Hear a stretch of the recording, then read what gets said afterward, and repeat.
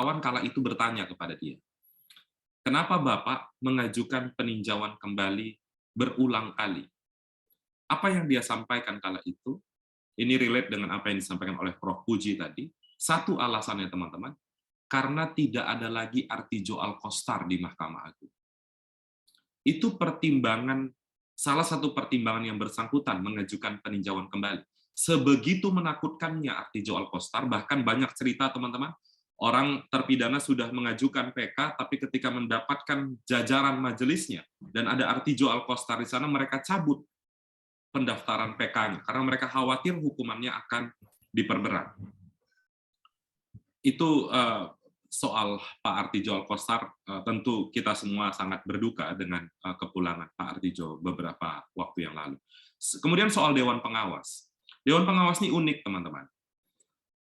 Jadi kalau teman-teman baca pasal 37B Undang-Undang KPK baru itu, tugas Dewan Pengawas yang baru itu hanya memberikan izin soal penyadapan, penggeledahan, dan penyitaan. Sisanya, itu semua sudah ada di Kedeputian Pengawas Internal dan Pengaduan Masyarakat KPK. Pertanyaan lanjutannya, teman-teman, tadi sudah saya sampaikan. Ternyata kewenangan atau tugas Dewan Pengawas itu sudah dihapus oleh Mahkamah Konstitusi. Jadi untuk apa lagi kita mempertahankan Dewan Pengawas tersebut? Kalau tidak ada sesuatu yang baru dan sama seperti Kedeputian PIPM KPK yang lalu. Mereka kan membangun narasinya KPK adalah lembaga super body yang bertindak sewenang-wenang, menyadap siapapun, bahkan dikatakan KPK itu sering melakukan unlawful penyadapan yang melanggar hukum. Namun pertanyaan lanjutannya, ketika kita tanyakan ke orang tersebut yang mengatakan itu, coba sebutkan satu bukti KPK melakukan sewenang-wenang dengan kewenangannya. Toh faktanya, OTT KPK kalau kita bicara penyadapan banyak dilakukan pada proses tangkap tangan, keterbuktian KPK melakukan OTT di persidangan sampai tahun 2019 atau sampai sebelum Undang-Undang KPK direvisi itu 100% terbukti. Apakah proses pembuktian di persidangan itu disangkal juga oleh mereka? Kalau itu disangkal, kita jadinya debat kusir. Karena itu kan objektivitas dari majelis hakim yang memutuskan. Kalau penyadapannya bermasalah, atau aspek-aspek upaya paksanya bermasalah, jangankan di proses sidang, mungkin di peradilan mereka bisa digagalkan. Kan itu logika hukum acaranya, teman-teman. Maka dari itu, kami selalu tidak sependapat dengan kehadiran Dewan Pengawas tersebut. Teman-teman boleh cek di kepolisian, di kejaksaan, kan tidak ada lembaga yang seperti Dewan Pengawas. Kalaupun ada, Kompolnas dan Komisi Kejaksaan bukan seperti Dewan Pengawas, tugasnya sangat berbeda. Maka dari itu, kami sekaligus juga mengingatkan ke teman-teman semua, tahun 2023 adalah proses pemilihan pimpinan KPK dan Dewan Pengawas yang baru, teman-teman. Kita mencari sosok berintegritas 10 orang. Dan biasanya, teman-teman, bulan 3 atau bulan Maret itu Presiden sudah membentuk pansel lagi. Saya berikan gambaran, teman-teman, dari 5 komisioner KPK hari ini, 2 orang diduga tidak bisa lagi maju. Pertama, Pak Alexander Marwata karena sudah 2 periode. Yang kedua, Pak Nurul Gufron sepertinya terkendala masalah usia, karena minimalnya sudah dinaikkan menjadi 50, 3 orang lagi masih bisa mencalonkan. Dari 3 yang bisa mencalonkan, 2 ini pelanggar kode etik. Jadi kita dihadapkan dengan situasi yang sulit seperti itu. Kami menghadapi betul pada tahun 2019 ketika mengkritik isu KPK, mengkritik pemilihan pimpinan KPK, mengkritik Undang-Undang KPK, tiba-tiba handphone dimasukin, handphone disadap, handphone diganggu, Zoom ICW itu pernah, teman-teman, ketika kami membuat diskusi tentang tes wawasan kebangsaan, tiba-tiba ada yang menghack, memutarkan video tidak senonoh dalam diskusi itu. Itu tantangan kita, teman-teman, ketika kita bicara isu pemberantasan korupsi. Maka dari itu, kami mendorong ada konsolidasi di tengah kita semua menghadapi pemerintah yang kian tidak berpihak soal pemberantasan korupsi. Demikian, Mbak Neni. Thank you.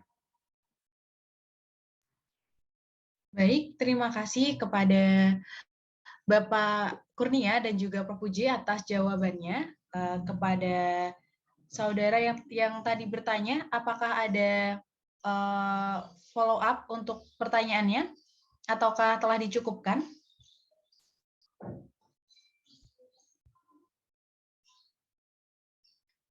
Baik, tidak ada jawaban, kami anggap untuk dicukupkan. Untuk penanya selanjutnya, di sini telah ada yang raise hand. Kepada saudara Parenos, dipersilakan untuk menyampaikan pertanyaannya. Ya, terima kasih moderator. Konfirmasi suaranya kedengaran. Sudah terdengar. Ini ada beberapa pertanyaan yang ingin saya ajukan ke Pak Prof. Pujuwono, namun nanti dielaborasi dengan Mas Kurnia. Yang fenomena yang kita lihat saat ini bahwa penegakan hukum tidak lagi berorientasi kepada penindakan, namun bagaimana kita berorientasi kepada pencegahan, khususnya dalam hal ini adalah penegakan tindak pidana korupsi. Sebagaimana di dalam undang-undang KPK baru yang didorong itu adalah bagaimana mengoptimalkan pencegahannya. Namun realita di lapangan tidak sedemikian apa yang kita harapkan.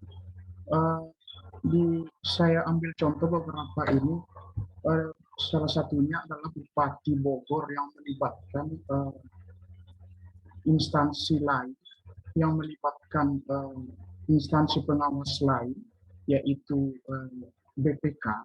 Ini yang menjadi ironi bahwa setiap instansi-instansi pengawas, baik itu internal maupun eksternal, ini yang menjadi problem ke depan. Ini yang ingin saya tanyakan ke Prof. Bagaimana kita mendorong tindakan pencegahan ini agar kiranya dapat lebih sistematis dan terdepan yang kita kedepankan ke depannya itu. Bagaimana kita mendorong konsultasi, sosialisasi, dan khususnya KPK yang dikasih wewenang dalam proses asistensi. Itu pertanyaan pertama. Yang kemudian pertanyaan yang kedua berkaitan dengan budaya hukum kita. Ya, sebagaimana Mas Kurnia tadi mencontohkan salah satu pejabat kepolisian yang telah dinyatakan ingkrah terlibat dalam tindak pidana korupsi, namun itu masih dapat bekerja kembali. Ini yang menjadi ironi, lelucon. Ya, bahkan secara teori kita mengetahui bahwa orang yang terlibat tindak pidana sudah otomatis dan mutlak melanggar kode etik. Dan ironinya penjelasan dari Polri mengatakan bahwa itu hanya dijatuhi sanksi ringan, kalau saya tidak kategori ringan, kalau saya berpandangan. Ini yang menjadi pertanyaan, bagaimana culture budaya penegakan hukum di Indonesia kepada Pak Prof. Pujuwono. Yang pertanyaan yang ketiga mengenai sanksi ke depannya. Yang saya garis bawahi tadi bahwa bukan lagi pemenjaraan atau karena kita lihat pemenjaraan atau pidana penjara ini hanya mengedepankan sistem pembalasan. Bagaimana kita kedepankan yang isu yang sekarang menguat itu adalah pemiskinan dan sanksi sosial. Bagaimana Prof. Pujuwono melihatnya itu? Terima kasih. Sekian pertanyaan saya. Baik, terima kasih kepada Saudara Parenos. Untuk pertanyaan selanjutnya dari penanya Saudara Fernanda, dipersilakan. Ya, baik. Terima kasih atas kesempatan dan waktunya, Saudara Moderator. Apakah suara saya sudah bisa terdengar? Sudah terdengar dengan jelas. Ya, baik. Terima kasih. Ya, Assalamualaikum warahmatullahi wabarakatuh. Selamat siang. Yang saya hormati Profesor Pujuwono dan Bapak Kurnia.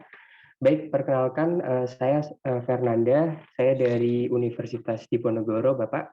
Ya, dalam hal ini saya izin bertanya, namun saya mohon maaf apabila pertanyaannya kurang pas dengan tema yang yang diangkat, namun tetap berkorelasi dengan bahasan tindak pidana korupsi kali ini.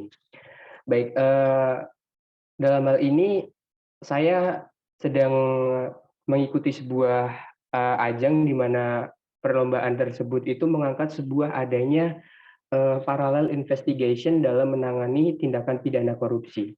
Nah, dalam hal ini saya sudah mencari beberapa bahan bacaan dan jurnal-jurnal, namun cukup sulit untuk dicari terkait parallel investigation dalam tindakan pidana korupsi. Hanya dijelaskan secara umum saja konsep parallel investigation itu bagaimana. Nah, sehingga dalam hal ini, dalam kesempatan kali ini, saya izin bertanya, mungkin dalam hal ini saya akan menyampaikan 2 pertanyaan. Yang pertama, pertanyaan teoritis ini saya aturkan kepada Profesor Pujiono, yang mana pertanyaannya adalah sebetulnya bagaimana konsep dari parallel investigation untuk menangani tindakan pidana korupsi. Mungkin bisa saya minta pencerahan terkait prosesnya itu bagaimana, kemudian konsepnya bagaimana, dan apa-apa saja yang ada di parallel investigation itu mungkin bisa dicerahkan oleh Profesor. Kemudian selanjutnya terkait pertanyaan yang kedua, ini bersifat praktis pertanyaannya, sehingga saya aturkan kepada Bapak Kurnia. Nah, dalam hal ini lanjutan dari pertanyaan yang pertama, apakah untuk terkait parallel investigation ini, sebetulnya Indonesia sudah menerapkan atau belum untuk menangani tindakan pidana korupsi ini, dan kemudian apakah parallel investigation ini merupakan sebuah solusi yang tepat, efektif, atau kiranya mungkin dari Bapak Kurnia ada pandangan lain? Ya, mungkin seperti itu pertanyaan dari saya, kurang lebihnya mohon maaf. Wassalamualaikum warahmatullahi wabarakatuh. Saya kembalikan lagi ke moderator.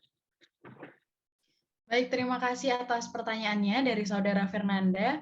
Untuk penanya dari Termin 1 mungkin telah dicukupkan dan kami persilahkan kepada Prof. Puji terlebih dahulu untuk menjawab terkait dengan pertanyaan dari penanya kedua. Mungkin dari operator dapat di-scroll ke atas. Baik. Saudara moderator, barangkali bisa dijawab dulu oleh Mas Kurnia ya. Ini depan saya masjidnya baru keras sekali. Baik, Prof. Ya. Baik, kami persilahkan kepada Bapak Kurnia. Ya, terima kasih Mbak Neni. Ada 2 isu tadi ya. Yang pertama soal pemiskinan dan sanksi sosial, kemudian yang kedua parallel investigation. Yang pertama, teman-teman, soal pemiskinan dan sanksi sosial. Sebenarnya pemiskinan itu bisa dilakukan, atau mungkin penyebutannya bukan pemiskinan, tapi bagaimana memulihkan kerugian yang diakibatkan dari praktik kejahatan tersebut. Maka dari itu, dorongannya adalah mengundangkan rancangan undang-undang perampasan aset. Apakah RUU perampasan aset ini baru pertama kali diterapkan di Indonesia? Tentu tidak, teman-teman. Sudah banyak negara yang mengakomodir perampasan aset dan terbukti berhasil. Ada Filipina, ada beberapa negara bagian Australia, Amerika Serikat. Itu karena berangkat dari isu aset hasil kejahatan yang sangat sulit untuk bisa diungkap, dilacak, apalagi dirampas. Selain dari itu, dengan konsep lain, ada mengenakan atau mengkombinasikan Undang-Undang Tipikor dengan Undang-Undang 8 tahun 2010 atau Undang-Undang Anti Pencucian Uang. Kenapa Undang-Undang Anti Pencucian Uang ini menjadi hal yang sangat krusial, teman-teman? Bahkan banyak yang mengatakan kalau kita bicara soal pemiskinan pelaku korupsi, maka gunakanlah Undang-Undang Pencucian Uang. Karena di dalam Undang-Undang Pencucian Uang ada mekanisme pembalikan beban pembuktian. Pendekatannya tidak lagi follow the suspect, tapi follow the money, mengikuti aliran uang. Maka dari itu, karena mengikuti aliran uang, keuntungan dari penegak hukum adalah minim resistensi dari pelaku. Akan tetapi, teman-teman semua, dalam pemantauan kami, dari total 1.400 terdakwa yang disidangkan dari pengadilan Aceh sampai Papua, 1 Januari sampai 31 Desember 2021 yang dikenakan dakwaan pencucian uang itu hanya 20-an orang. Jadi ada persoalan aset tracing di sana di aparat penegak hukum kita. Padahal teman-teman, secara umum saja, kalau teman-teman atau seseorang melakukan praktik korupsi, let's say misalnya 10 miliar, maka sosiologi yang bersangkutan, psikologi yang bersangkutan, maka akan berupaya untuk menyembunyikan aset hasil korupsi itu. Misalnya dengan memasukkan ke instrumen perbankan, membelikan sesuatu, atau bahkan menginvestasikan agar seolah-olah uang itu berasal dari suatu praktik usaha yang halal. Nah, kalau sudah psikologinya seperti itu dan melakukan tindakan tersebut, maka clear terpenuhi pasal 3, 4, atau 5 Undang-Undang Pencucian Uang. Tapi sayangnya itu tidak banyak dilakukan. Saya kasih contoh konkret, teman-teman. Kalau teman-teman membaca di pemberitaan tuntutan KPK terhadap mantan Ketua DPR RI, Pak Setia Novanto, apa disampaikan oleh penuntut umum kala itu, teman-teman? Korupsi Setia Novanto bercita rasa pencucian uang. Clear disampaikan dalam proses persidangan dan itu terbuka untuk umum. Pertanyaannya, apakah hari ini KPK sudah mulai menyidik pencucian uang mantan Ketua DPR RI itu? Saya belum pernah mendengar KPK melakukan proses hukum tersebut. Padahal kalau sudah disampaikan dalam proses persidangan, mestinya sudah ada bukti yang mengarah ke tindak pidana tersebut. Tapi pada faktanya belum banyak dilakukan. Kemudian soal sanksi sosial, teman-teman. Untuk pemenjaraan saja, mereka masih santai seperti cover PowerPoint Prof. Puji tadi. Masih bisa berekspresi, masih bisa senyum, dan dalam banyak literatur soal ilmu psikologi dalam konteks melihat keganjilan perilaku terpidana korupsi itu, memang ada problem di sana. Apalagi mereka diminta sanksi sosial, ya tidak pasti mereka senang betul dengan hukuman seperti itu. Jadi kami masih sepakat untuk mendorong tadi ya pidana badan yang maksimal dan juga pemulihan kerugian keuangan negara untuk isu pertama. Kemudian yang kedua, soal joint investigation, saya juga baru mendengar terminologi ini, tapi rasa-rasanya ini adalah model penegakan hukum yang bekerja sama antar negara, misalnya dalam konteks pengusutan kasus KTP elektronik. Saat itu KPK bekerja sama dengan FBI, dan menurut pengakuan KPK, kala itu FBI cukup kooperatif membantu KPK dalam kasus KTP elektronik. Saat itu saksinya salah satunya Johannes Marlim, kalau teman-teman pernah dengar, itu saksi yang tewas di Amerika Serikat beberapa 3-4 tahun yang lalu. Nah, namun joint investigation antar negara ini menjadi problem juga, teman-teman. Satu sisi, secara normatif, tentu kita membutuhkan mutual legal assistance. Nanti mungkin Prof. Puji bisa menjelaskan lebih lanjut. Perjanjian hukum timbal balik. Tapi ada juga model yang lain, tanpa menggunakan legalitas berupa mutual legal assistance, toh kita bisa juga sebenarnya joint investigation. Misalnya, asal ada hubungan non-formal yang dekat antara penegak hukum kita dengan penegak hukum di luar negeri, atau pendekatan P2P, bukan G2G, bukan government to government. Misalnya baru-baru ini ada mutual legal assistance kita dengan negara Swiss. Saya belum cek lagi apakah itu sudah diundangkan MLA tersebut. Jadi teman-teman, MLA itu bukan satu-satunya instrumen untuk kita bisa melakukan atau mengharapkan bantuan dari pihak luar. Maka dari itu, kepolisian itu kan ada organisasi dunianya. Kejaksaan pun seperti itu. Di sana kita harus berperan aktif, harus mengenal penegak hukum luar, agar one day kalau kita ada pengusutan kasus yang melibatkan negara tersebut, kita sudah punya jaringan yang cukup kuat. negara tetangga kita, misalnya Singapura, itu sampai hari ini diduga atau banyak diberitakan sebagai tempat pelarian para buronan.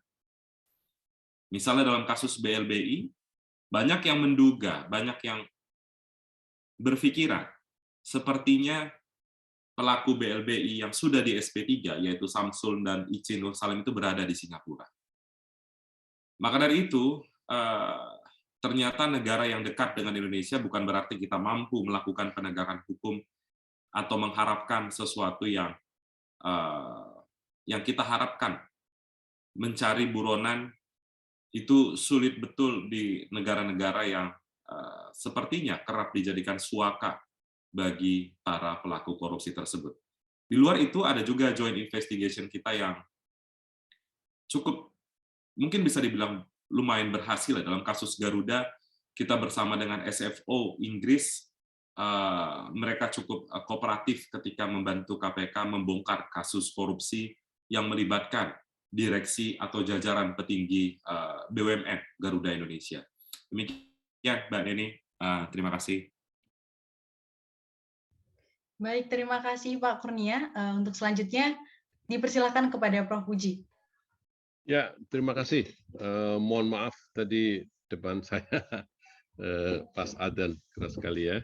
Jadi baik, ada 3 pertanyaan ya tadi ya yang barangkali nanti secara simultan akan saya coba jelaskan, walaupun sebagian besar sebetulnya secara detail sudah dijelaskan oleh Mas Kurnia tadi. Yang pertama berkaitan dengan menyangkut masalah pendekatan ya. Jadi kalau kita mencoba melihat daripada kebijakan dari PBB ya, kita lihat dari kongres-kongres PBB 5 tahunan itu yang terkait dengan the prevention of crime and the treatment of offenders, itu di beberapa hasil kongres itu memang kemudian direkomendasikan agar di dalam melakukan upaya penanggulangan tindak pidana, ya, pemberantasan tindak pidana, tidak terkecuali di dalamnya adalah tindak pidana korupsi, itu menggunakan pendekatan integral. Pendekatan integral dalam hal ini adalah pendekatan penal dan pendekatan non-penal. Karena ada suatu kesadaran bahwa ketika penal itu digunakan, itu pasti harus digunakan. Ya. Jadi kita tidak boleh terlena juga, karena dengan kelemahan-kelemahan alamiah yang saya sebutkan tadi, memang kemudian tidak bisa menuntaskan persoalan. Justru investasi yang besar adalah bagaimana kemudian melakukan pendekatan-pendekatan yang bersifat non-penal. Melakukan pendekatan-pendekatan yang bersifat kausatif, yaitu bagaimana kita melakukan upaya mengeliminir faktor-faktor kriminogen munculnya kejahatan, yang dalam hal ini adalah kaitannya dengan tindak pidana korupsi, bagaimana kemudian kita mengeliminir munculnya faktor-faktor kriminogen. Seperti yang saya kemukakan tadi, bahwa upaya-upaya ikhtiar kita dengan seminar-seminar semacam ini secara tidak langsung adalah sebagai upaya untuk mengeliminir faktor kriminogen dengan meneguhkan, menanamkan nilai-nilai anti korupsi, membuat kesadaran berkaitan dengan korupsi itu merugikan tidak hanya keuangan negara, tetapi juga merampas hak sosial masyarakat, ya, membuat negara bangkrut dan sebagainya. Ya, ini tentunya harus kemudian kita lakukan. Kalau kita lihat secara teori, sering dikatakan bahwa pendekatan penal itu adalah objek garapannya itu on re and actu. Ya, jadi on re and actu itu adalah secara real terjadi pelanggaran hukum, terjadi tindak pidana, maka kemudian hukum pidana itu berjalan. Tetapi kalau kita berbicara terkait dengan pendekatan non penal, itu objek garapannya adalah on re and potential. Ya, jadi agar kemudian hal-hal yang memicu secara potensial memunculkan tindak pidana itu yang digarap. Nah, ini merupakan suatu ruang yang sangat luas, ya, dan melibatkan tidak hanya pada penegak hukum, tentunya adalah seluruh stakeholder warga bangsa ini, gitu ya. Jadi itulah yang kemudian perlu kita selaraskan. Jadi ada pendekatan yang simultan integral dan mencari konteks kausatifnya itu. Memang kemudian hingar-bingarnya itu tidak seperti ketika kita bicara penindakan, ya, begitu ya. Tetapi itu suatu hal yang tidak bisa kemudian kita lakukan, kita lupakan. Ya, jadi kemudian bagaimana kita menyiapkan dengan pendidikan anti korupsi, menanamkan jiwa-jiwa anti korupsi, itu adalah ikhtiar investasi ke depan untuk bangsa ini agar kemudian mendapatkan sosok-sosok pimpinan, gitu ya, sosok-sosok tokoh-tokoh masyarakat yang memang betul berpihak kepada kesejahteraan masyarakat, tidak dalam upaya untuk memperkaya diri sendiri. Jadi saya pikir memang tidak bisa kemudian kita hanya mengedepankan salah satu, tetapi secara simultan itu harus kita lakukan, baik pendekatan penal maupun pendekatan non-penal. Yang kedua, berkaitan dengan alternatif pidana penjara. Ya. Memang sebagaimana kita ketahui dari beberapa kajian, ya, dalam konteks kriminologi, bahwa penjara tidak selalu menghasilkan orang yang bertobat, gitu ya. Yang kemudian di dalam konteks pemasyarakatan itu adalah menjadi resosialisasi, ya, yang sudah dimasyaratkan kembali menjadi warga bangsa yang baik. Tetapi dalam banyak hal justru secara kriminologi sering dikatakan di dalam penjara memunculkan yang namanya prisonisasi, membuat pelaku terpidana itu menjadi semakin jahat. Di sana terjadi yang namanya dehumanisasi, ya, degradasi sistem nilai dan sebagainya. Itu dampak-dampaknya. Dan kemudian itu memunculkan ikhtiar yang berkaitan dengan menyangkut beberapa alternatif terkait dengan pidana, terutama pidana penjara itu. Dan juga di beberapa negara itu sudah juga dilakukan bahwa tidak semua persoalan itu harus masuk ke dalam sistem peradilan pidana. Seperti di dalam, kalau kita mengacu apa yang terjadi di Jepang misalnya, di sana jaksa itu memiliki kewenangan suspended prosecution. Ya, jadi dia mensuspend terkait dengan berkas yang sudah matang dari kepolisian itu, apakah ini kemudian akan diteruskan atau tidak. Ya tentunya ini dengan suatu parameter, ya, syarat-syarat yang sangat limitatif. Dan itu kewenangannya ada di jaksa, karena jaksa itu adalah pemegang daripada dominus litis itu. Terus berkaitan yang terkait dengan menyangkut alternatif, memang juga banyak. Ya, kalau di RKUHP sendiri kita mengenal nanti ada pidana kerja sosial, ya, terusan pidana pengawasan, itu ada bentuk-bentuk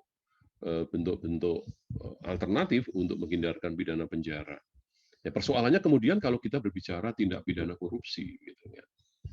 Ya, tentunya tindak pidana korupsi yang selama ini memang di-branding sebagai extraordinary crime, ya, serious crime begitu ya.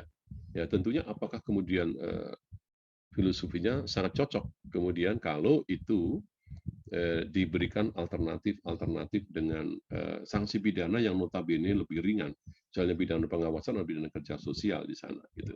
Maka kemudian di dalam rangka pemberantasan pidana korupsi tidak hanya kemudian kita tetap mengacu, ya, memang satu sisi pidana, konteksnya pidana penjara itu sering dikatakan the last resort, ultimum remedium, tetapi dalam kejahatan-kejahatan tertentu seperti korupsi itu juga masih sangat dibutuhkan dengan ancaman yang signifikan dan juga penjatuhan pidana yang sangat signifikan. Di samping itu tentunya kalau tadi dibicarakan berkaitan dengan parallel investigation, ya, jadi memang benar pemidanaan, konteks proses penegakan hukum itu tidak semata-mata bertumpu pada bagaimana mengirim, kaitannya dengan korupsi, mengirim orang ke penjara, tetapi lebih jauh dari itu adalah bagaimana kemudian kerugian itu bisa dikembalikan. Tadi Mas Kurnia sudah banyak membicarakan, ya, berkaitan dengan upaya-upaya berkaitan dengan satu sisi penindakan terhadap orangnya itu dilakukan, terhadap harta kekayaan endemnya itu juga dilakukan.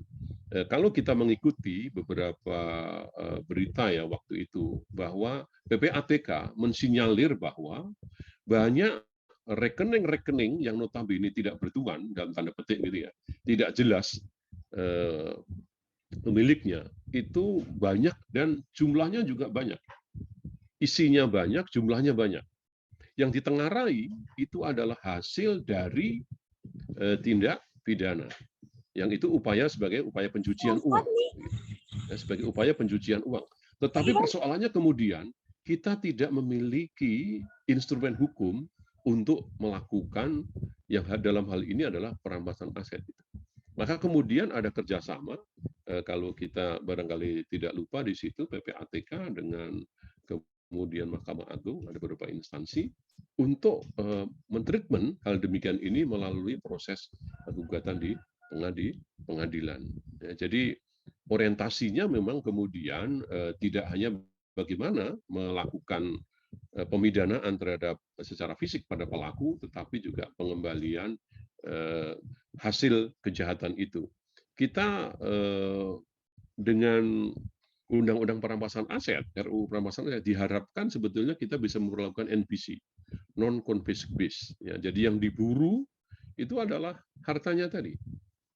Tapi itu terkendala dari saya memandangnya ini kemauan politik ya. Jadi apakah ini kita itu masih basa-basi atau kita ingin bersih? Ya, masa kita kalah dengan Malaysia yang punya peneguhan komitmen yang seperti itu? Jadi kita itu selalu mendua gitu ya. Satu sisi ini kan kita punya Pancasila, ada kemanusiaan, itu kan melanggar HAM dan sebagainya. Tetapi perilaku mereka itu justru lebih daripada melanggar HAM, melanggar kesejahteraan masyarakat. Ya, jadi mohon ini kita dorong bersama Undang-Undang Perampasan Aset itu dan pengoperasional terkait dengan NPC itu sangat penting sekali. Dan upaya untuk melakukan pengembalian kerugian keuangan negara ini juga sudah digagas ya, dan terkait dengan Stolen Asset Recovery dari Bank Dunia ini juga sudah sangat jelas dilakukan, tetapi Indonesia memang juga mengalami beberapa kendala. Kalau kita bicara tadi sudah Mas Kurnia sudah banyak membahas ya berkaitan dengan korupsi ini kan sebetulnya kejahatan yang tidak bersifat domestik. Dia kejahatan yang lintas negara. Apakah orang korupsi itu dananya masih tetap di Indonesia? Yang besar-besar tentunya larinya juga ke luar negeri. Ke tetangga sebelah aja sampai sekarang kita juga kerepotan. Ya, jadi Malaysia memiliki suatu resistensi tersendiri ketika kita berbicara terkait dengan menyangkut masalah pengembalian aset dari hasil kejahatan. Karena memang benar ditengarai kebanyakan buron pelaku tindak pidana korupsi kita itu larinya banyak di Malaysia. Malaysia sendiri sampai sekarang tidak membuat perjanjian ekstradisi dengan kita. Ya, dia memberikan persyaratan-persyaratan yang sangat berat. Dan kemudian kemarin kabar baik tapi juga kabar buruk yang berkaitan dengan upaya menuju realisasi daripada perjanjian ekstradisi dengan Singapura. Kita ternyata juga ada dibohongi juga berkaitan dengan kebebasan pengelolaan ruang angkasa kita. Jadi ini dalam konteks pemidanaan orang dan juga pengembalian aset memang harus dilakukan upaya-upaya kerjasama internasional. Yang salah satunya tadi di ASEAN sebetulnya sudah ada kaitannya dengan mutual legal assistance, ya, sudah ada kesepakatan bersama. Kemarin kita bisa menghadirkan masuk ke Indonesia buron kita itu melalui hubungan baik kepolisian, ya. Jadi polisi juga ada perjanjian Interpolnya ada. Ya. Jadi berbagai sarana tentunya akan kita lakukan agar pelaku tindak pidana korupsi yang berada di luar negeri, apakah orangnya dan asetnya itu kemudian bisa kembali di Indonesia. Nah, dalam rangka pengembalian kerugian keuangan negara, ini Indonesia pernah dalam tanda petik itu melakukan penyelesaian mirip semacam restoratif justice begitu ya, semacam restoratif justice. Jadi mungkin Anda masih ingat dalam konteks penyelesaian BLBI, ya, zaman eranya Bu Mega waktu itu, bahwa obligor itu yang kooperatif, ya, yang kooperatif itu kemudian dengan skema MSAA itu kemudian mereka tidak akan di chart gitu ya. Jadi di situ dia dilakukan release of the chart gitu. Tapi kembalinya itu semangatnya sebetulnya adalah semangat bagaimana uang ratusan triliun itu bisa segera pulang begitu. Tapi sangat disayangkan ternyata mereka juga orang-orang yang memang dari awal itu orang licik gitu ya. Ya, apa yang diperjanjikan ternyata aset-aset bermasalah. Sehingga ketika KPK kemarin mau menyentuh kembali, ya itu juga menjadi satu persoalan. Gitu. Jadi ini kita itu memang harus kemudian kembali kepada komitmennya. Pemberantasan korupsi bukan dipakai lagi, kita harapkan bersama tidak dipakai lagi sebagai komoditas pencitraan politik oleh rejim. Dan ini yang didorong oleh ICW dan teman-teman yang lain, tentunya ini harus terus kita lakukan. Apalagi ini mendekati 2024 ya. Jadi mungkin ini akan ada seakan-akan pahlawan-pahlawan baru gitu ya. Jualan-jualan baru. Dan korupsi, pemberantasan korupsi itu adalah jualan yang tidak pernah tidak pernah surut ya Mas Kurnia ya. Jadi masih sangat laku sekali gitu. Jadi mari kita kawal bersama seperti tadi janji-janji Pak Jokowi tentang komitmen korupsi dari nawacitanya juga ternyata belakangan juga harusnya itu husnul khotimah gitu ya.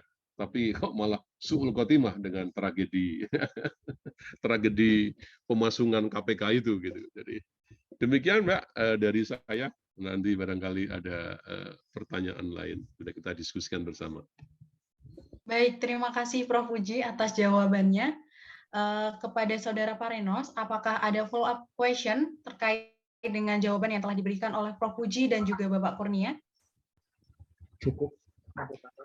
Terima kasih, Prof. Ya.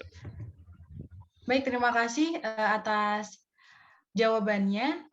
Untuk yang selanjutnya, pertanyaan ketiga dari Saudara Fernanda. Mohon operator untuk scroll pertanyaannya ke bawah. Baik. Terkait dengan pertanyaan dari Saudara Fernanda, mungkin dapat dijawab dari Saudara, mohon maaf, mungkin dapat dijawab terlebih dahulu dari Bapak Kurnia. Saya persilahkan, Pak. Pertanyaannya apa ya, Mbak? Baik, mohon untuk operator. Yang paralel tadi. Oh, iya, betul sekali. Berarti Bapak Kurnia telah menjawab pertanyaan terkait dari Saudara Fernanda. Baik, terima kasih Pak Kurnia. Mungkin dari Prof. Puji. Ya. Sudah dijawab semua tadi, kaitannya dengan parallel investigation antara mengejar orang dan mengejar hartanya tadi. Gitu. Baik, mungkin dari Saudara Fernanda terkait dengan penanya, apakah ada follow-up question terkait dengan jawaban yang telah diberikan? Cukup moderator, terima kasih kepada para narasumber atas jawabannya. Baik, terima kasih Saudara Fernanda. Untuk termin 1 dari pertanyaan yang disampaikan telah kami tutup dan kami buka untuk termin 2 dan kami akan buka untuk 3 penanya. Dan di sini telah ada dari penanya, saya akan membacakan dari kolom chat dari Saudara Nadila Devita.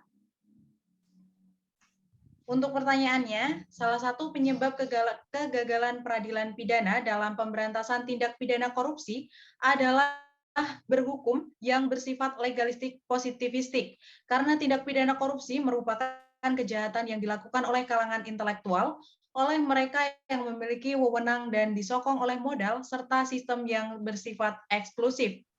Para pelaku tindak pidana korupsi sebelum melakukan kejahatannya tentu telah melakukan perhitungan dan persiapan modus operandi yang matang, mulai dari jalur mekanisme yang manipulatif sehingga dari sisi aturan dan prosedur teknis tampak legal, sehingga mempersiapkan strategi untuk berkilah ketika kejahatannya mulai tercium. dalam skema modus operandi tindak pidana korupsi yang demikian, maka penanggulangannya dengan menerapkan hukum positif dengan cara kacamata pidana korupsi. Lalu bagaimana pandangan Prof. Puji mengenai penerapan hukum progresif dalam kasus korupsi yang tidak hanya berfokus pada positivisme hukum di Indonesia? Baik, mungkin dikarenakan pertanyaan ditujukan kepada Prof. Puji, kami persilahkan untuk Prof. Puji menjawab pertanyaan dari Saudara Nadila. Ya, baik. Terima kasih. Wah, ini bicara tentang hukum progresif ya. Tapi sebelumnya saya mau bicara dulu ya. Ini saya ingin kemukakan satu hal. Ketika saya dulu di S3 diajarkan oleh Prof. Sacipto yang terkait dengan hukum progresif, ya, saya bertanya kepada beliau tentang prinsip-prinsip hukum progresif. Terus pertanyaannya kemudian dari saya adalah konsep hukum progresif itu apakah digunakan dalam tahap formulasi, aplikasi, ataukah eksekusi? Saya masih ingat dalam jawaban beliau waktu itu, beliau dengan sangat jujur mengatakan, Saudara Pujiono, atas pertanyaan itu saya tidak bisa kemudian menjawab secara benar. Apakah itu akan diterapkan, digunakan dalam tahap formulasi, aplikasi, atau eksekusi. Ya. Nah, ini kenapa ini saya kemukakan dulu? Jangan sampai kemudian timbul penjungkir balikan bahwa walaupun itu hukum progresif, itu bukan berarti bahwa berhukum tanpa hukum. Gitu. Ini satu hal yang perlu saya kemukakan. Terus saya kaitkan dengan statement waktu itu Prof. Tandio, ya, Prof. Tandio. Prof. Tandio waktu itu dalam perkuliahan di S3 mengatakan, saya ini saya bicara secara otentik ya. Saya ini bukan sarjana hukum, tetapi saya tidak memurtadkan Anda dari hukum, ya, tidak memurtadkan Anda dari hukum. Karena kalau kita berbicara terkait dengan law in society dan law and society, yang harus kita bicarakan itu adalah law in society. Bagaimana bekerjanya hukum itu di dalam masyarakat. Tidak memisahkan hukum dengan masyarakatnya. Nah, konteksnya saya ingin menjawab dari statement dua guru besar begawan hukum itu, ya, baik Prof. Tandio maupun Prof. Sacipto, bahwa kalau tadi ditanyakan terkait bagaimana terkait konsep hukum progresif di dalam praktek sistem peradilan pidana, tentunya tidak dalam hal dipahami bahwa dalam hal ini melakukan operasionalisasi sistem peradilan pidana, ya, dalam konteks hukum progresif itu keluar dalam konteks hukumnya. Nah, kalau kita berbicara hukum, itu tidak hanya bicara bunyi undang-undang, ya, bunyi undang-undang. Nah, ini yang kemudian kita salah kaprah. Ya, kalau kita berbicara kepastian hukum, itu seakan-akan hanya bicara kepastian bunyi aturan. Bahwa di dalam kelemahan kita dalam menegakkan hukum, terutama hukum pidana, yang terjadi selama ini itu adalah bagaimana kita berhukum sesuai dengan bunyi aturan. Ya. Tetapi kalau kemudian kita berbicara terhadap hukum, hukum itu tidak sekedar aturan tertulis. Ya. Hukum itu juga mengandung suatu aturan-aturan yang tidak tertulis yang berkaitan dengan kepatutan, keadilan, rasa susila di dalam masyarakat. Nah, justru itulah di dalam bagaimana mengoperasionalkan norma-norma yang tekstual itu harus dimaknai dalam konteks kemasyarakatannya sesuai dengan nilai-nilai keadilan, nilai-nilai kepatutan, dan nilai-nilai kesusilaan yang ada di dalam masyarakat. Begitu. Nah, dalam bagaimana kemudian kita melakukan, kalau orang sosiologi hukum selalu mengatakan breaking law, ya, breaking law. Breaking law-nya itu adalah breaking law dari konteks aturan normatif itu, aturan tertulis itu, dalam konteks pemaknaan, ya, yang mendasarkan pada konsep-konsep di luar yang tertulis itu tadi, yaitu sesuai dengan hukum yang tidak tertulis itu berkaitan dengan kesusilaan, kepatutan, dan keadilan itu. Ini yang pasti harus kita lakukan. Jangan sampai kemudian bahwa kita berhukum tetapi tidak menggunakan hukum. Ya, jadi kalau sampai ada satu statement yang bombastis menegakkan hukum tanpa hukum, nah ini tentunya sesuai dengan apa yang tadi disindir oleh Prof. Tandio, gitu ya. Jadi saya itu bukan ahli hukum, tetapi tidak memurtadkan Anda dari hukum. Karena ada ahli hukum yang sebetulnya mengajarkan sesuatu yang memurtadkan Anda dari berpikir hukum. Nah, ini agak kompleks ya, dan berpikir agak tinggi begitu ya. Tapi secara filosofi sebetulnya kalau kita berbicara bagaimana menerapkan konsep hukum progresif, bagaimana menerapkan hukum itu tidak hanya tekstual dalam konteks bunyi aturan, tetapi kemudian dimaknai secara luas dalam konteks hukum tadi. Tidak hanya aturan tertulis, tetapi hukum yang di dalamnya juga mengandung nilai-nilai kesusilaan, nilai kepatutan, dan nilai-nilai keadilan. Nah, itu yang saya pikir sangat penting. Jadi sangat tidak mungkin kemudian seorang praktisi hukum ya di dalam menerapkan hukum, dia di dalam penerapannya tidak menggunakan hukum. Ya, saya rasa itu yang bisa saya jelaskan dalam konteks kemudian bagaimana konsep hukum progresif itu dijalankan atau diterapkan di dalam sistem peradilan pidana.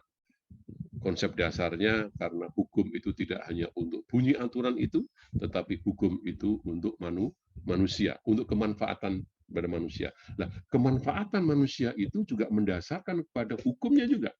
Tidak hanya mengacu pada yang tertulis, tetapi juga hukum yang hidup dalam masyarakat, yaitu nilai-nilai kepatutan, nilai-nilai keadilan, dan nilai susila yang ada di dalam masyarakat sebagai tolok ukur hukumnya itu.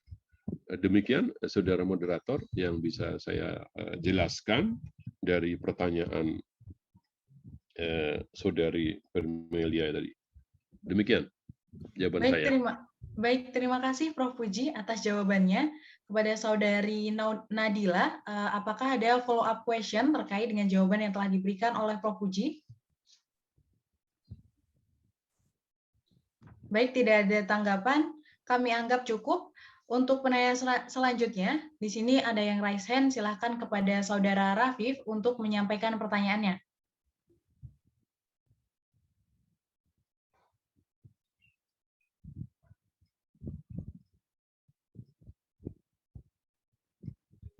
Baik, Assalamualaikum warahmatullahi wabarakatuh. Terima kasih moderator. Sebelumnya saya izin konfirmasi apakah suara saya sudah terdengar? Sudah terdengar dengan jelas. Baik, terima kasih. Perkenalkan, saya Rafif Arbanugraha, mahasiswa Fakultas Hukum Undip. Sebelumnya saya mohon izin untuk mengajukan pertanyaan kepada Prof. Pujiono dan Pak Kurnia Ramadana. Baik, jika berbicara evaluasi penegakan hukum terhadap kasus korupsi di Indonesia, ada satu hal yang menarik menurut saya, yaitu dalam kasus korupsi Bansos Menteri Sosial Juliari Peter Batubara, berkaitan dengan upaya pemulihan korban dalam tindak pidana korupsi. Yang mana dalam kasus korupsi Bansos tersebut, permohonan penggabungan perkara gugatan ganti rugi melalui kuasa hukum korban ditolak oleh majelis hakim dengan alasan mengacu pada hukum acara perdata, karena tidak sesuai dengan alamat tempat tinggal Juliari Peter Batubara. Jika saya mengkaji secara normatif, terdapat beberapa mekanisme untuk pemulihan korban tindak pidana korupsi, dalam hal ini masyarakat sebagai korban, tapi setahu saya hal itu belum pernah terjadi. Maka di sini saya ingin bertanya pendapat Prof. Pujiono dan Pak Kurnia mengenai sebenarnya bagaimana aspek pemulihan korban dalam hal ini masyarakat sebagai korban langsung dari tindak pidana korupsi. Baik, mungkin itu pertanyaan saya.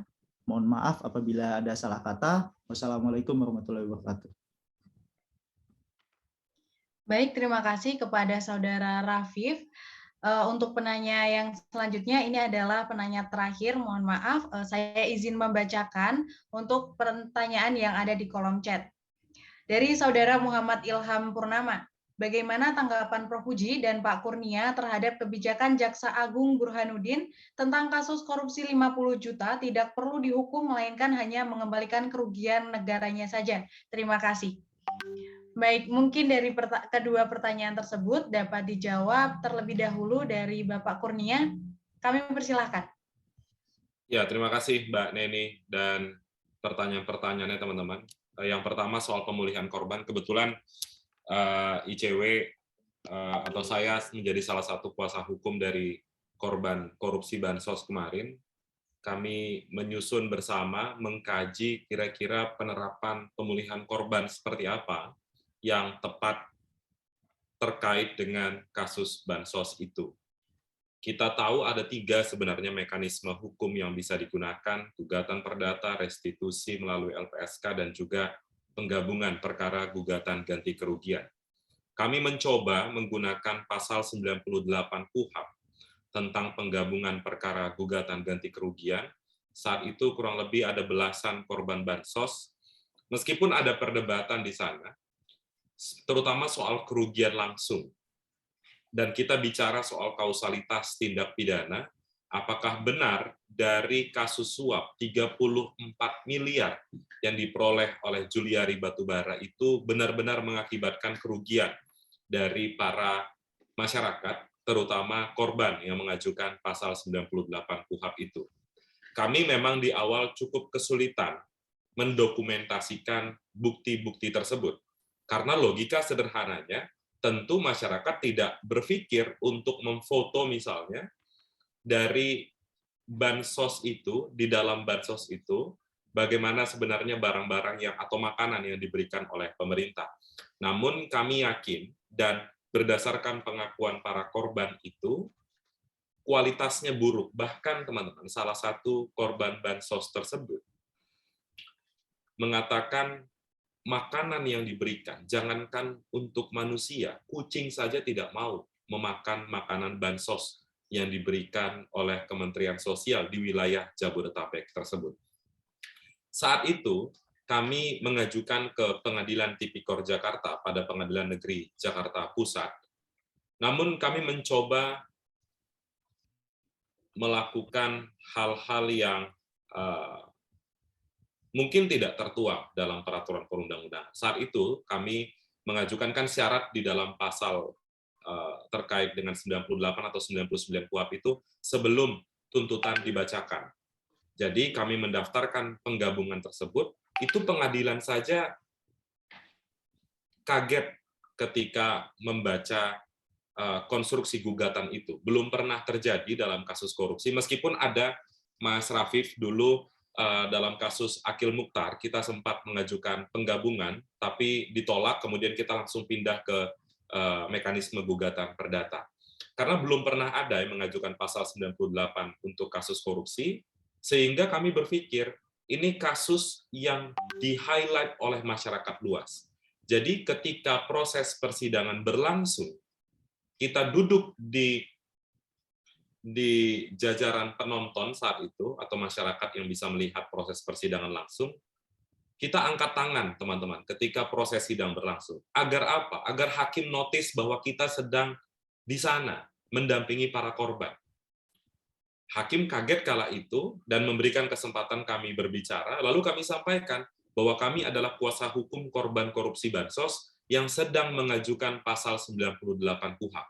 Kenapa kami sampaikan itu dalam proses persidangan? Karena kami yakin betul kalau tidak disampaikan seperti itu, hakim tidak akan notice dengan permohonan pasal 98 KUHP itu. Sampai pada akhirnya, ini menjadi momen yang unik, teman-teman.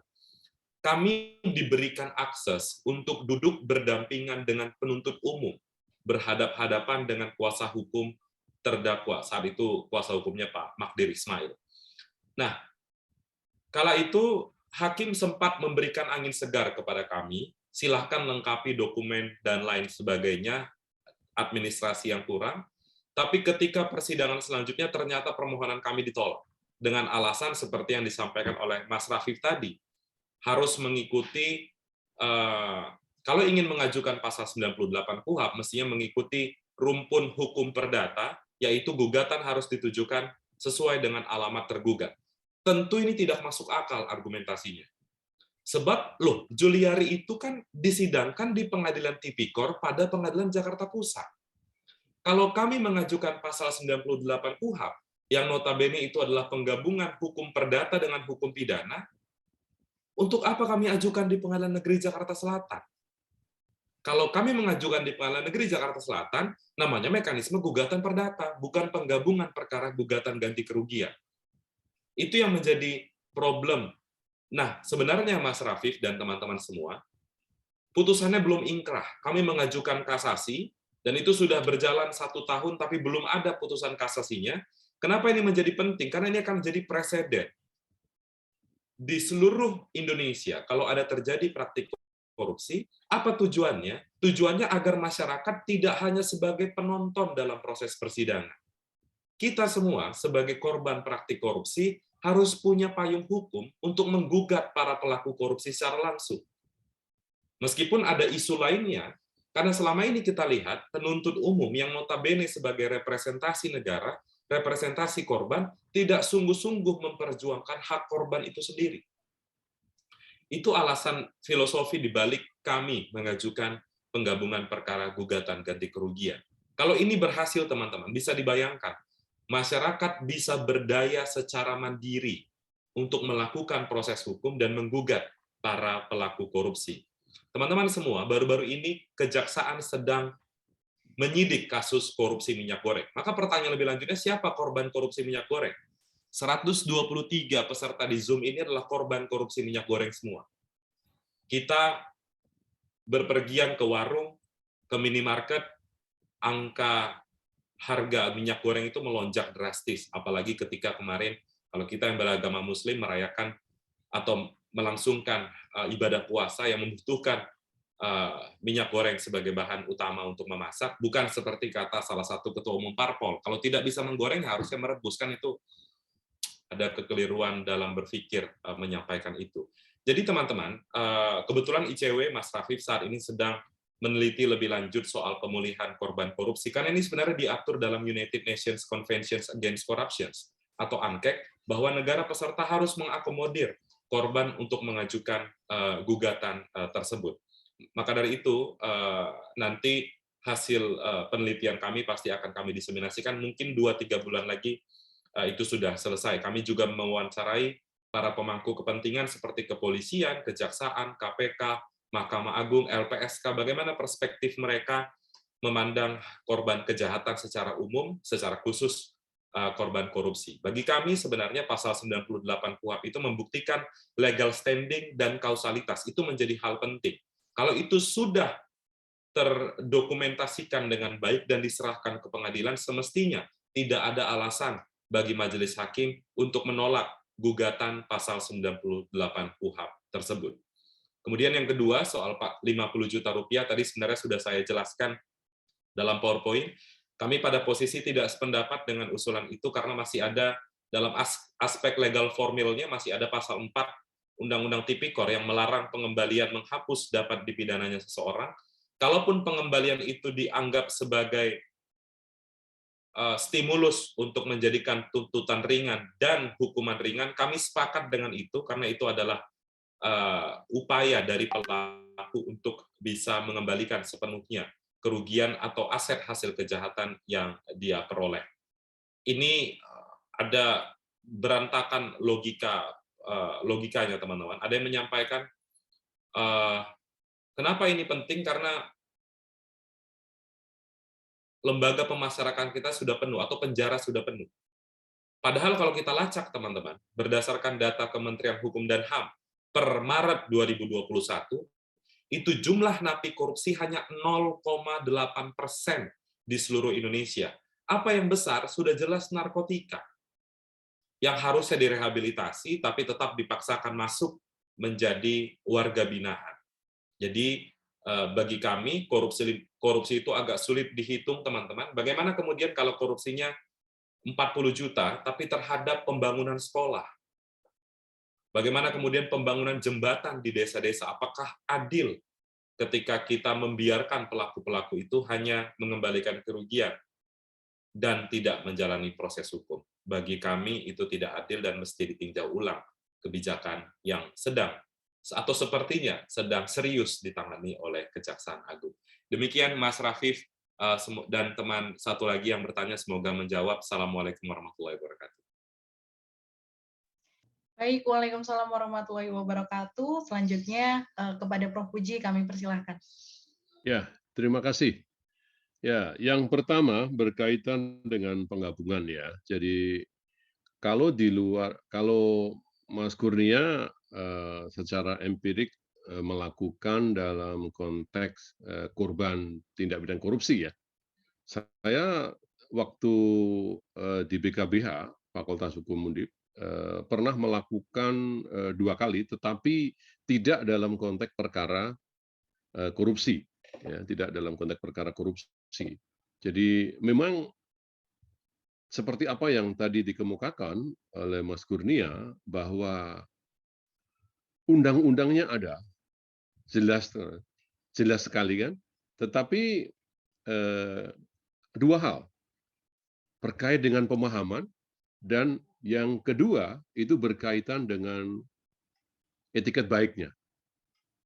Karena kalau kita berbicara terkait dengan hukum acara yang ada di sana, nggak mungkin itu Mas Kurnia selaku kuasa ada di penonton.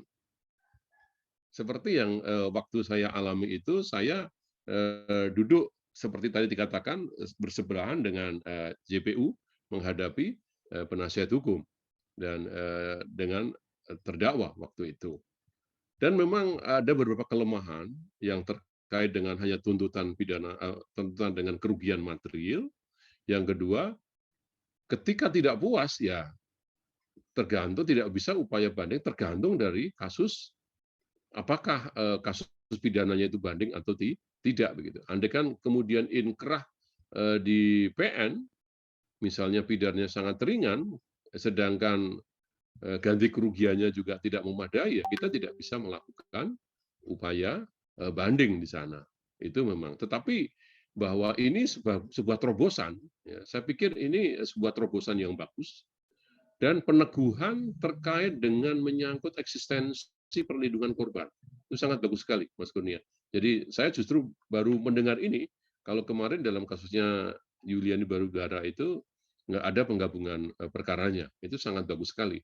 Dan kalau memang ini kemudian dilembagakan, ya, memang barangkali akan secara psikologis itu memberikan tekanan tersendiri kepada pelaku tindak pidana, begitu. Jadi di dalam konteks penggabungan dalam pasal 98 sampai 100 itu sebetulnya mekanisme perdata dan pidana paralel dijalankan begitu.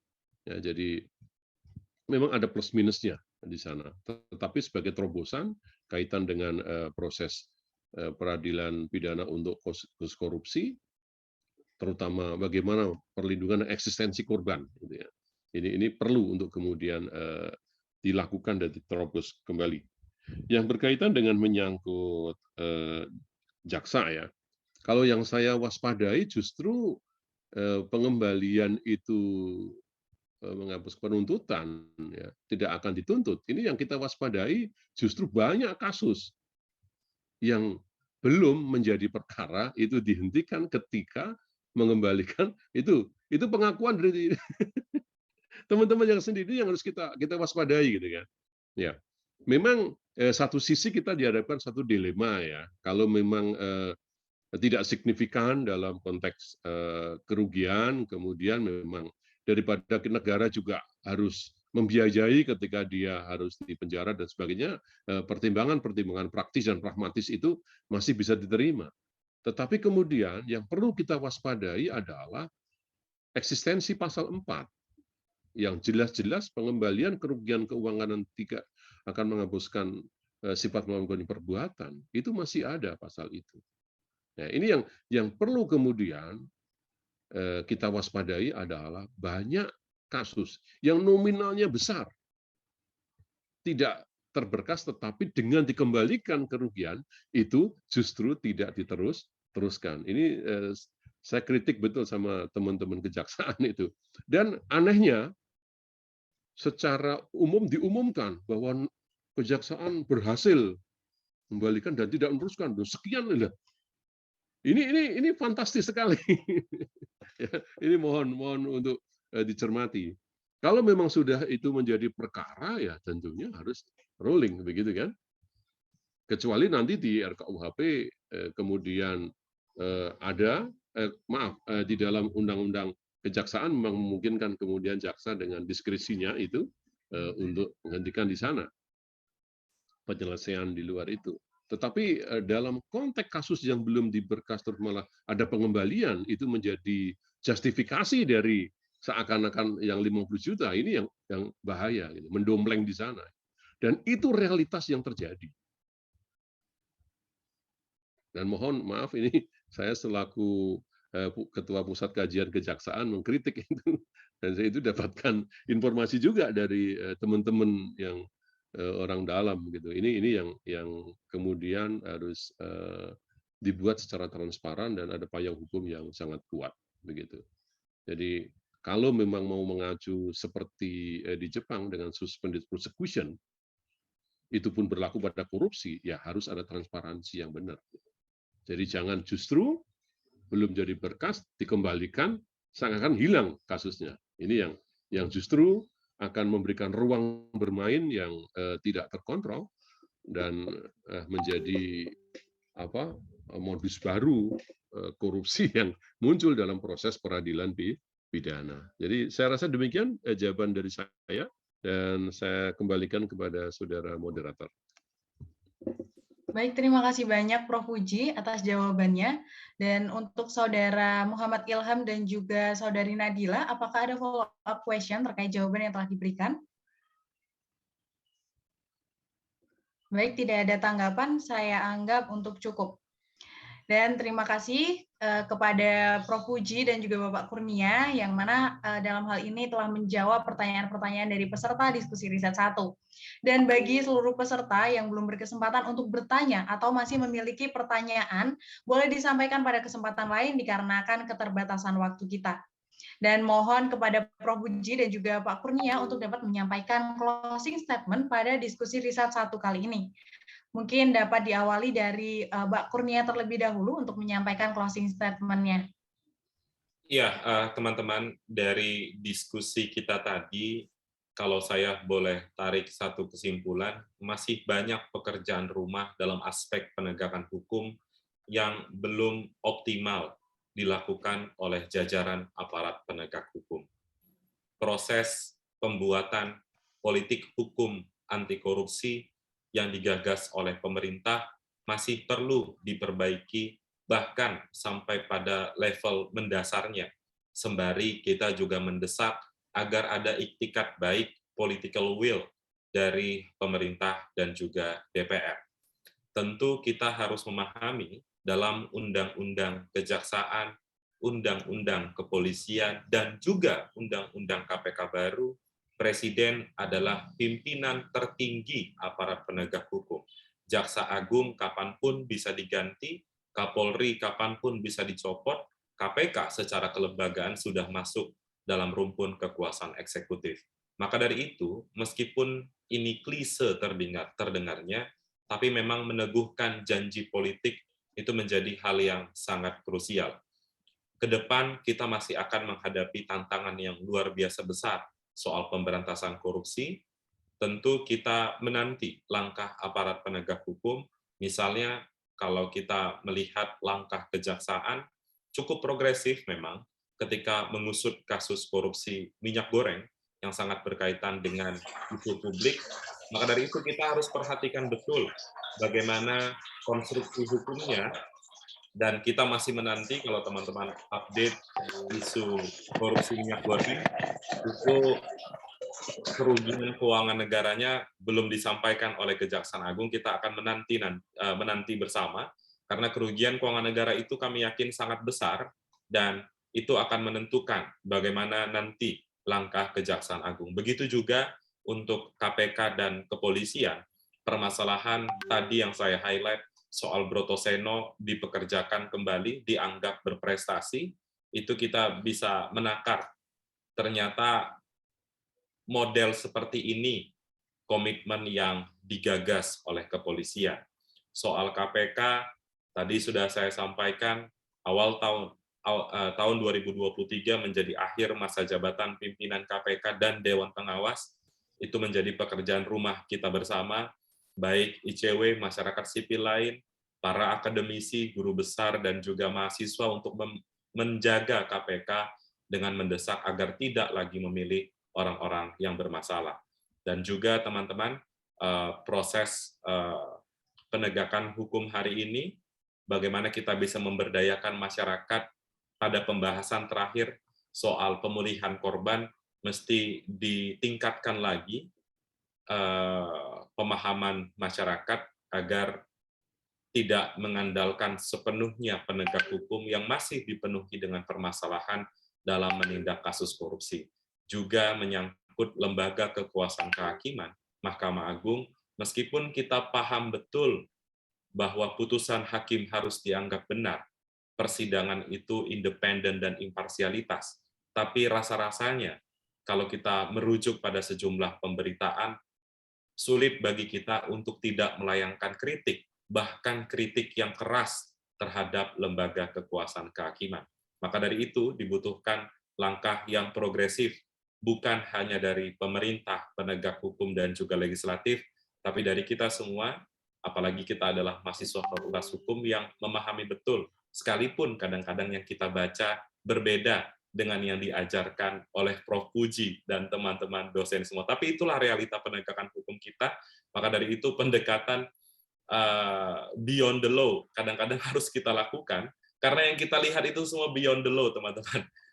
Vonis ringan dan lain sebagainya itu kan sangat bertolak belakang dengan hukum positif yang ada di Indonesia. Demikian, Mbak Neni, senang bisa berdiskusi dengan teman-teman semua.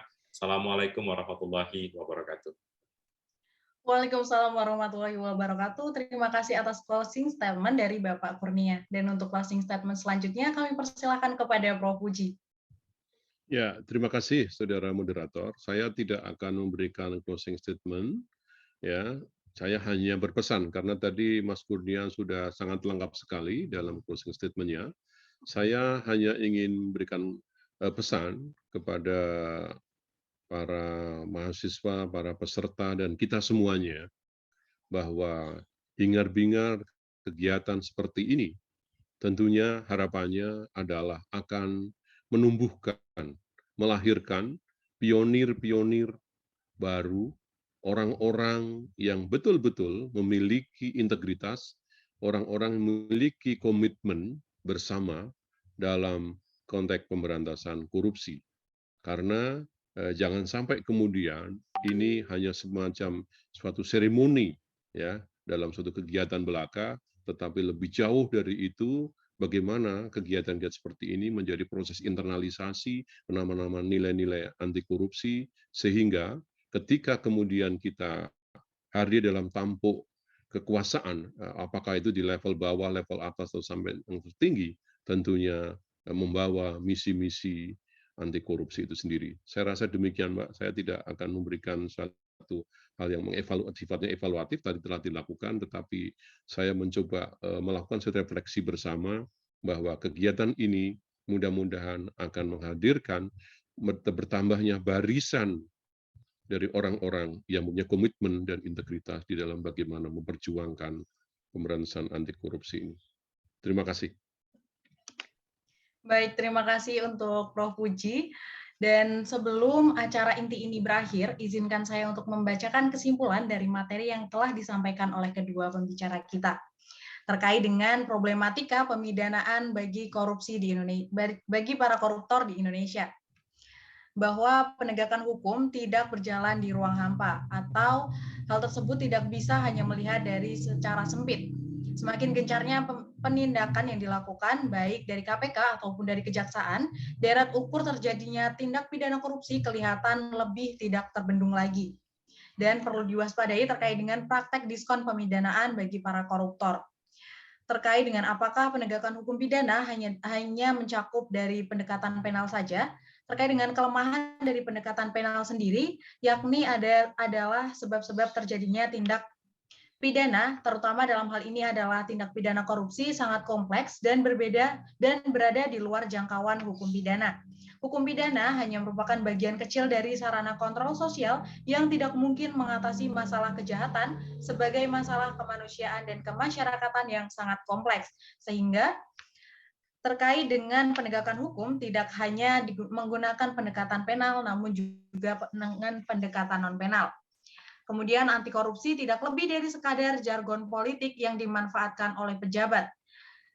Disorientasi arah politik hukum pemberantasan korupsi, salah satunya yaitu terkait dengan adanya revisi Undang-Undang Tindak Pidana Korupsi yang pemidanaannya sangat rendah dan tidak selaras dengan United Nations Convention Against Corruption yang telah diratifikasi oleh Indonesia. Hal tersebut menjadi alasan kuat untuk segera merevisi Undang-Undang Tindak Pidana Korupsi. Salah satu penyebab bobroknya KPK saat ini yaitu adanya revisi Undang-Undang KPK. Dan hal ini menyebabkan runtuhnya independensi KPK, sesat pikir pengawasan dengan hadirnya Dewan Pengawas. Baiklah, terima kasih. Begitu seperti inilah terkait dengan diskusi kita pada kesempatan kali ini. Saya selaku moderator mohon maaf apabila dalam saya membersamai diskusi riset 1 pada kesempatan kali ini terdapat banyak kesalahan. Untuk selanjutnya saya serahkan kembali kepada MC. Baik, saya ucapkan terima kasih kepada Saudari Neni Nurjana selaku moderator yang telah memimpin jalannya diskusi kita hari ini. Terima kasih sebesar-besarnya pun saya sampaikan kepada Prof. Pujiono dan juga Bapak Kurnia atas materinya yang luar biasa, memberikan insight dan juga pengetahuan baru kepada kita semua. Baiklah Bapak, Ibu, dan kawan-kawan sekalian, sesi selanjutnya adalah penyerahan sertifikat kepada Profesor Dr. Pujiono SHM. Untuk itu kepada Saudari Valen selaku Project Officer saya persilakan.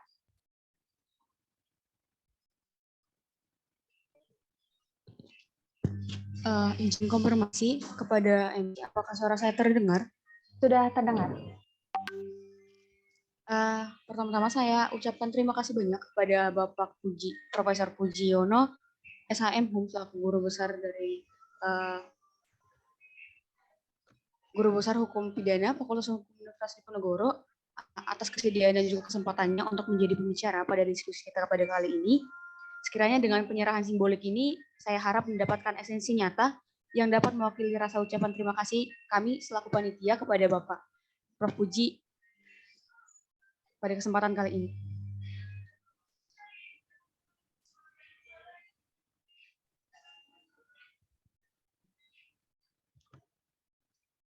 Baik, terima kasih Saudari Valen.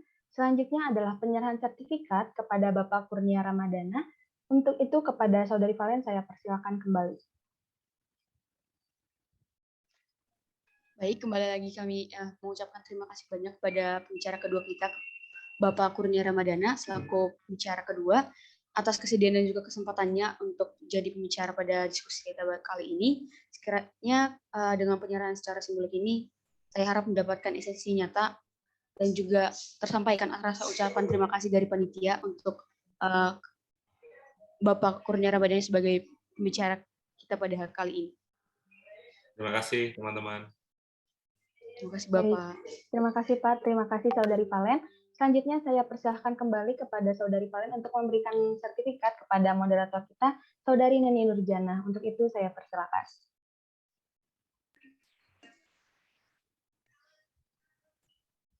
Baik, saya perwakilan dari panitia juga mengucapkan terima kasih kepada Saudara Neni Nurjana selaku moderator kita pada kali ini yang sudah menyempatkan dan juga bersedia hadir dan menjadi pemimpin dari diskusi kita kali ini. Saya ucapkan terima kasih. Baik, terima kasih kembali saya ucapkan kepada Saudari Valen yang sudah menyerahkan sertifikat sebagai bentuk apresiasi kami Dan juga ucapan terima kasih kami sebesar-besarnya kepada kedua pembicara dan juga kepada moderator.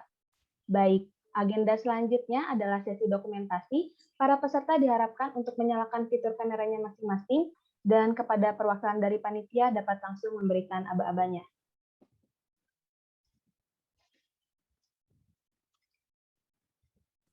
Baik, di sini sudah ada 3 slide.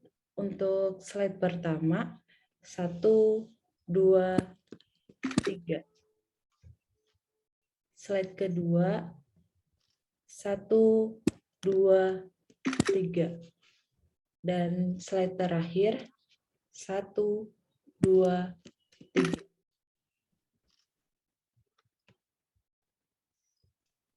Baik, terima kasih panitia yang sudah memberikan aba-aba.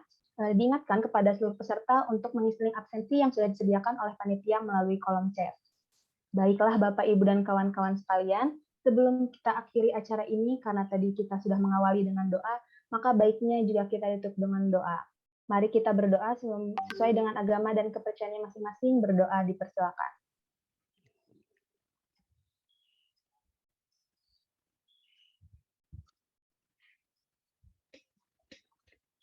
Berdoa dicukupkan dan dilanjutkan dalam hati masing-masing. Sekali lagi saya ingatkan kepada seluruh peserta untuk mengisi link absensi yang sudah disediakan oleh panitia melalui kolom chat. Terima kasih atas partisipasi dan kerjasama dari Bapak, Ibu, dan rekan-rekan sekalian, karena sudah meluangkan waktu istirahatnya untuk dapat berdiskusi dalam diskusi set volume 1 pada siang hari ini. Semoga hasil dari diskusi kita pada hari ini dapat bermanfaat bagi kita semua, dan semoga kita juga selalu diberikan kesehatan agar dapat bertemu di lain kesempatan. Saya Indriani Butar-Butar, selaku MC, pamit undur diri. Jika ada salah kata, mohon dimaafkan. Wassalamualaikum warahmatullahi wabarakatuh. Shalom, Om Santi Santi Santi Om, Namo Buddhaya, salam kebajikan. Ya, terima kasih atas kesempatannya, Mas Kurnia. Terima kasih. Sampai juga. Teman-teman. Mohon izin, panitia. Terima kasih. Sukses. Terima kasih Bapak. Mohon izin Terima untuk kasih. live ya. Terima kasih Pak Kurnia.